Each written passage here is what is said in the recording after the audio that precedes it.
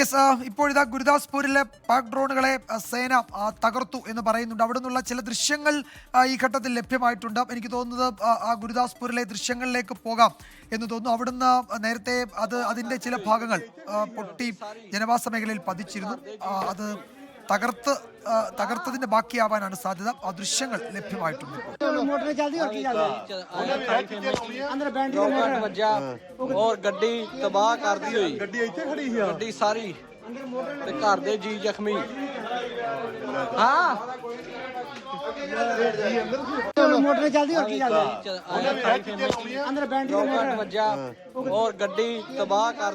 Yes, ഇത് ഗുരുദാസ്പൂർ അല്ല, ഫിറോസ്പൂരിൽ നിന്നുള്ളതാണ് ഈ ദൃശ്യങ്ങൾ. വിനീത വി ജി വിവരങ്ങൾ നൽകും. വിനീത, ആ മേഖലയിൽ ജനവാസ മേഖലയിലേക്ക് അതിൻ്റെ കഴിഞ്ഞതിന് ശേഷമുള്ള നിർവീര്യമാക്കിയതിന് ശേഷമുള്ള ഭാഗങ്ങൾ വീണിട്ടുണ്ട്. ഒരു വാഹനത്തിൻ്റെ മുകളിൽ അത് വീണു എന്ന് നേരത്തെ വിനീത പറഞ്ഞിരുന്നു. അവിടെ നിന്നുള്ള ദൃശ്യങ്ങളാണെന്ന് തോന്നുന്നു, ഇതല്ലേ? തീർച്ചയായും വിജയകുമാർ, അവിടെ നിന്നുള്ള ദൃശ്യങ്ങളാണ്. അതായത് ഈ ഫിറോസ്പൂരിലെ പേമാക്കി ഗ്രാമത്തിലാണ് ഈ ഡ്രോൺ ആക്രമണം ഉണ്ടായിരിക്കുന്നത്. ഈ ആക്രമണത്തിലാണ് ഒരു കുടുംബത്തിലെ 3 പേർക്ക് പരിക്കേറ്റിട്ടുള്ളത്. ഇതിൽ ഒരാളുടെ നില ഗുരുതരമാണെന്നാണ് അറിയാൻ കഴിയുന്നത്. പരിക്കേറ്റവരെ ആശുപത്രിയിലേക്ക് പ്രവേശിപ്പിച്ചിരിക്കുകയാണ്. അമൃത്സറിൽ, ഞാനിപ്പോൾ നിൽക്കുന്നത് അമൃത്സറിലാണ്. ഈ അമൃത്സറിലെ ഏതാണ്ട് 5 ഇടങ്ങളിലാണ് ഈ സ്ഫോടന ശബ്ദം കേട്ടതായി റിപ്പോർട്ടുകളുള്ളത്. ഒപ്പം തന്നെ പത്താൻകോട്ടിൽ ഏതാണ്ട് 6 മിനിറ്റിനകം 20 പ്രാവശ്യം ഇത്തരത്തിലേക്ക് പൊട്ടിത്തെറി ശബ്ദം കേട്ടുവെന്നാണ് ഇപ്പോൾ നമുക്ക് പ്രാദേശികമായൊക്കെ ലഭ്യമാകുന്ന റിപ്പോർട്ടുകൾ. വലിയ രീതിയിൽ സൈന്യം ആ മേഖലകളിലൊക്കെ തന്നെ തിരിച്ചടിക്കുന്നുണ്ടെന്ന് നമുക്ക് അറിയാൻ കഴിയുന്നുണ്ട്. ഫിറോസ്പൂരിലാണ് ഈ സാധാരണക്കാരാണ് ആ മേഖലകളിലൊക്കെ താമസിക്കുന്നത്.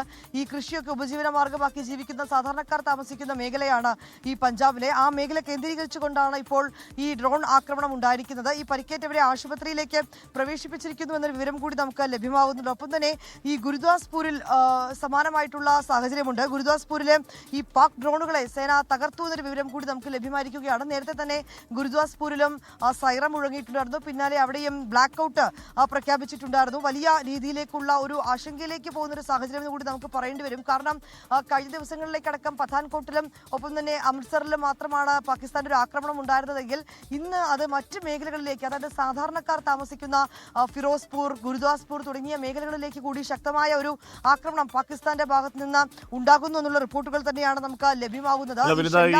ഈ ഡ്രോൺ ആക്രമണത്തിൽ പരിക്കേറ്റവർ ഈ കാറിൽ സഞ്ചരിച്ചിരുന്നവരാണോ? അങ്ങനെയും വരുന്നുണ്ട്. ഈ കാറിൽ ഈ കാറിന് തീപിടിച്ച കാര്യം ഈ കായ്പേമേക്കി വില്ലേജ് അല്ലേ, ആ ഗ്രാമത്തിൽ ഒരു കാറിന് ഫിറോസ്പൂരിന് 12 കിലോമീറ്റർ അകലെ അവിടുന്ന് ഒരു കാറിന് തീപിടിച്ച് 3 പേർക്ക് പരിക്കേറ്റ കാര്യം കൂടി പറയുന്നുണ്ട്. അപ്പോൾ ഈ കാറിൽ ഡ്രോൺ വന്ന് വീണ് പരിക്കേറ്റവരാണോ അതോ ജനവാസ മേഖലയിൽ വീടിന് മുകളിൽ വീണതാണോ അത് ഡ്രോൺ?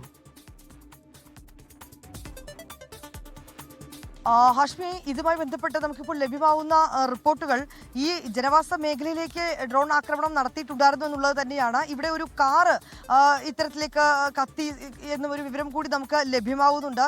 ഇതിൽ ഈ 3 പേർക്ക് പരിക്കേറ്റതായിട്ടാണ് നമുക്കിപ്പോൾ മനസ്സിലാക്കാൻ കഴിയുന്നത്.